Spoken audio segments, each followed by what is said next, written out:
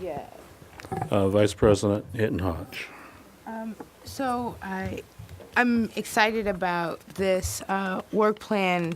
By all means, I think the idea of the seven of us having a bit of a container and a framework to go through. So I definitely want to commend you, President, for just stepping right in and providing the support, and then obviously to our outgoing president as well in terms of starting to build the calendar and these ideas.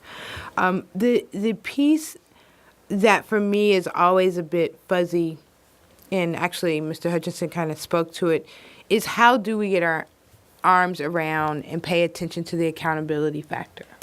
You know, we have a responsibility to, in some ways, I believe, support the superintendent to be able to hit these outcomes, give him opportunity to move his staff and work with his staff in a particular kind of way, and then ultimately bring that information back to us. And so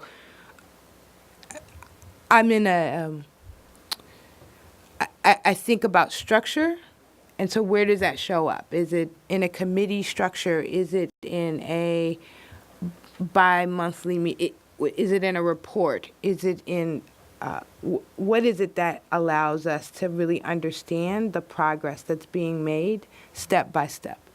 We cannot burden the superintendent, I think, with every issue that we potentially have, the seven of us. So multiplying that by how many ever issues we have or things that are listed here, and that spreads out to the staff.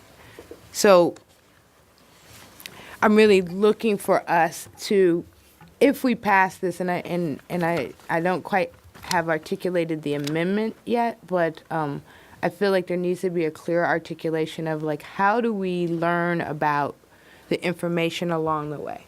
So greater sense of ongoing assessment of these things, because I think that what happens is that we get a body of evaluative information kind of at the end, and we're not always hearing, or not, where are the benchmarks along the way, where are the adjustments being made.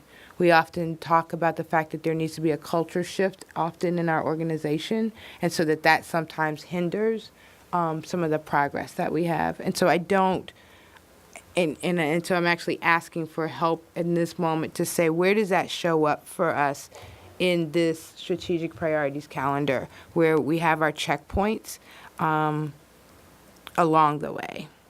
So again, I may not be reading it very well, or it may be just in the implementation that we should be really clear about how we're going to track.